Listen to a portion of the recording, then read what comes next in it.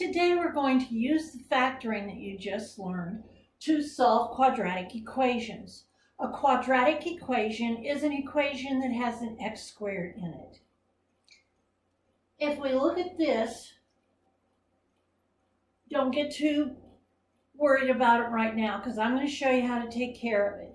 With a quadratic equation, you need all terms on one side and the other side equal to 0.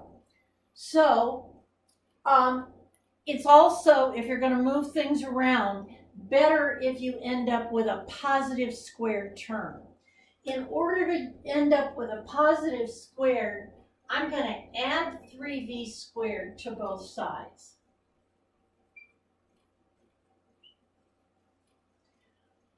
Well, if I do that, that'll only leave me with a 6v over here, but I also want to take that over. So I'm going to take that over to the other side at the same time by subtracting the 6v.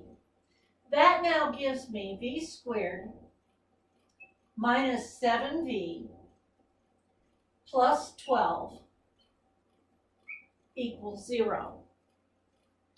Now, one reason we want to have this equal to 0 and then factor it, one thing that you should know is that if you have two factors, a times b, and that's equal to 0, well, how can you have a product that's equal to 0? That only happens if either a or b are 0. So at this point, I know that either a is 0 or b is 0. And that's how you're going to find your solutions to these problems. So I don't need that here now. And once you're really good at factoring, you'll see that this really is a fairly simple idea here. Once you get everything to one side, if I can factor this now, it's a v and that's a v. That's a plus with a minus there, means my two signs are going to be minuses. I need a product of 12 that has a sum of 7. Well, that's 3 times 4. So I now have this. From what we just looked at, that means that either v minus 3 equals 0 or v minus 4 equals 0. If I solve this, I add 3 to both sides, and I get v equals 3. And if I solve this, I would add 4 to both sides, which gives me v equals 4. And those are your two solutions. We know that either v equals 3 or v equals 4. And I'm not going to take the time on the video to show you this, but if you were to substitute 3 for all of your v's, you would get a true statement. If you put 4 in for all of your v's, you would have a true statement. You can't put them both in at the same time. It's either 3 or 4. Okay, let's look at one that might be a little more difficult. The thing is, the most difficult part of this problem would be the factoring, but hopefully by now you have a very good idea of how to factor. Let's look at 3k squared minus 33k plus 72.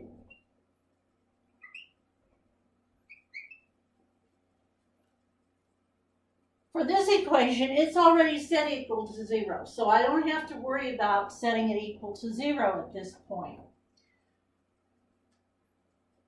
But don't forget, what's the first thing we do when we factor? You remember, we have to take out the greatest common factor. And in this case, we have a greatest common factor of 3. And if we take that out, it will leave us with k squared minus 11k plus, if you divide 3 out of 72, you end up with 24.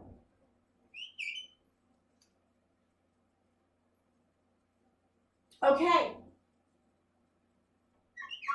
Now we're ready to factor. We have a k there and a k there. The signs are the same. They're both going to be minuses. We need a product of 24 that has a sum of 11.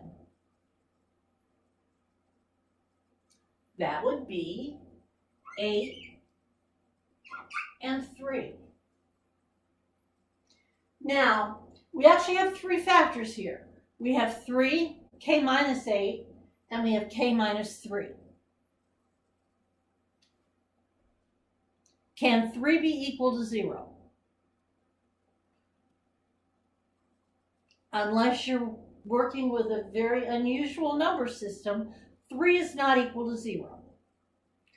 So, we don't have to worry about that.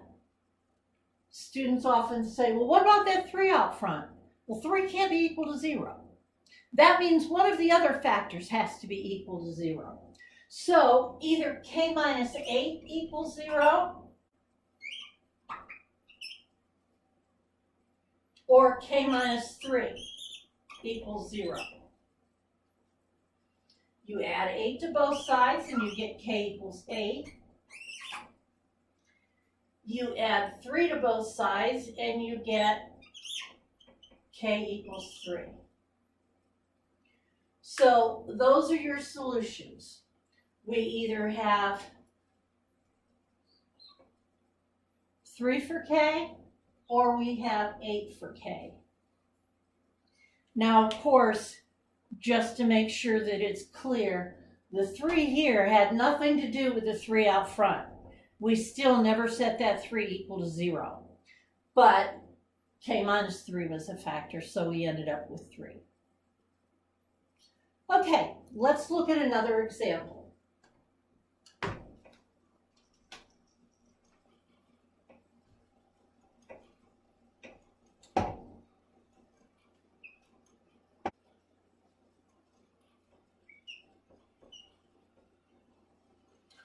Uh, 3x squared minus 8x minus 16 equals 0. Okay, there is no greatest common factor. So we have to factor with a 3 out front, but I've shown you how to do that. We're going to put a 3x here and a 3x there.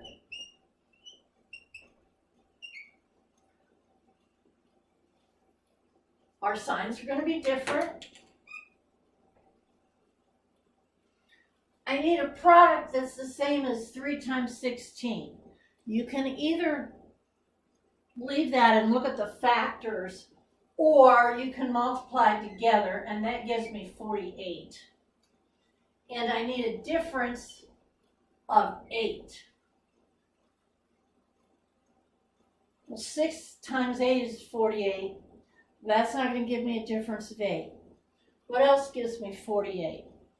Well, 12 times 4 does. You need to know your multiplication tables for 12. And the difference of 12 and 4 is 8. So the numbers I'm looking for are 12 and 4.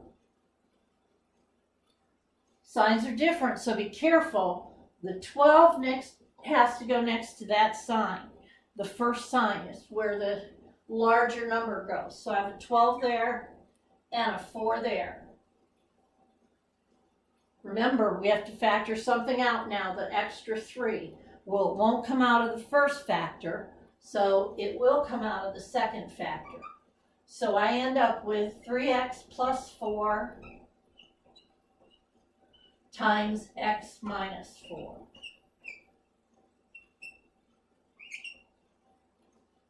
So setting 3x plus 4 equals 0, subtract 4 from both sides. Just enough room, you're going to divide that by 3, and you get x equals negative 4/3. That is an improper fraction, but that's okay. We don't worry about improper fractions. And then I set x minus 4 equals 0, and that gives me x equals 4 when I add 4 to both sides. So those are my solutions.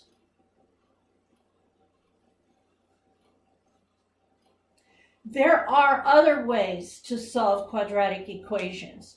However, once you learn how to factor and you factor well, this is probably the easiest method because it doesn't require remembering the long quadratic formula or completing the square, which can be a little bit difficult, especially when you have a 3 out front. But our next video will cover how to complete the square.